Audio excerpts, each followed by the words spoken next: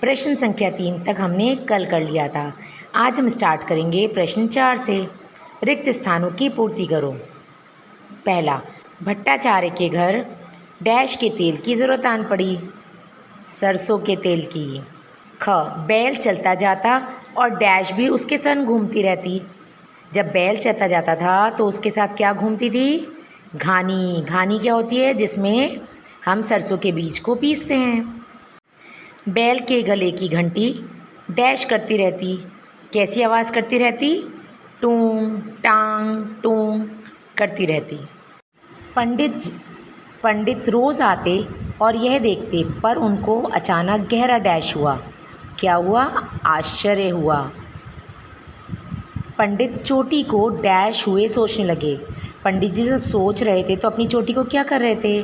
सहलाते हुए सोचने लगे। नेक्स्ट है, किसने किससे कहा? अरे ओ लड़के, वो चीज़ है क्या? ये किसने कहा था? पंडित जी ने कोलू वाले से कहा। वह तो घानी का पेड़ है। यह किसने कहा था? ये लड़के ने पंडित जी से कहा था। घानी का कोई फल तो होता होगा।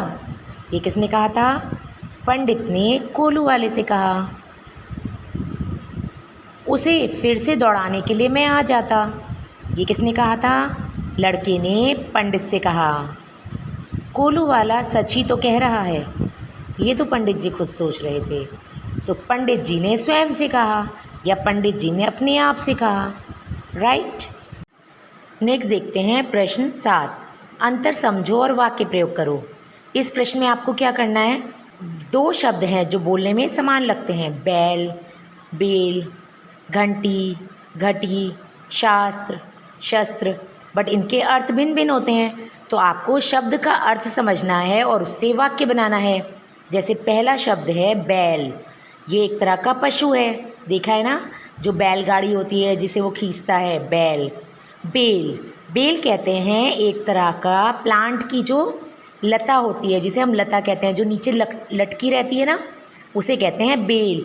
फूलों की भी बेल होती है, पत्तियों की भी बेल होती है। नेक्स्ट शब्द है घंटी। घंटी जो बजती है, जैसे मंदिर में घंटी बजती है और बैल के गले में घंटी थी, ऐसे। घटी यानी कोई सिचुएशन घटना, जैसे समस्या घटी, उस लड़के के साथ एक समस्या घटी या उस व्यक्ति के साथ एक दुर्घटना घटी, लाइक दिस।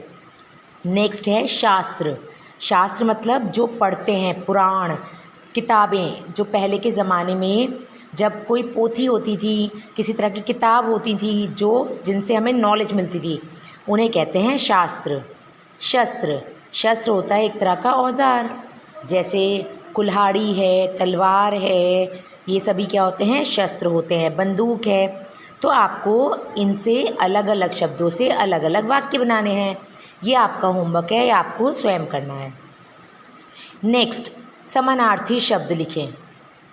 समानार्थी शब्द यानी यहाँ जो शब्द दिया है उससे मिलता जुलता शब्द, समान उच्चारण वाला नहीं है, समानार्थी शब्द, जिसे हम लोग पर्यायवाची शब्द भी कहते हैं। राइट। जैसे पंडित, पुजारी, पंडित जी को पुजारी भी कहते हैं ना।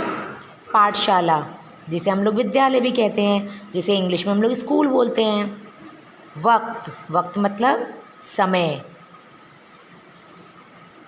आँखें, आँखें मतलब नयन, नेत्र, चक्षु, आप कुछ भी लिख सकते हैं। आम, आम का क्या होता है? अम्र। संग यानी साथ, ये क्या है? इन शब्दों के समान शब्द हैं। ओके, आई थिंक ये आपको सबको अच्छे से समझ में आ गया है ना। अब ये कार्य आपको अपनी पुस्तिका में करना है और मैम को भेजना है। धन्यवाद। आपका दिन शुभ हो।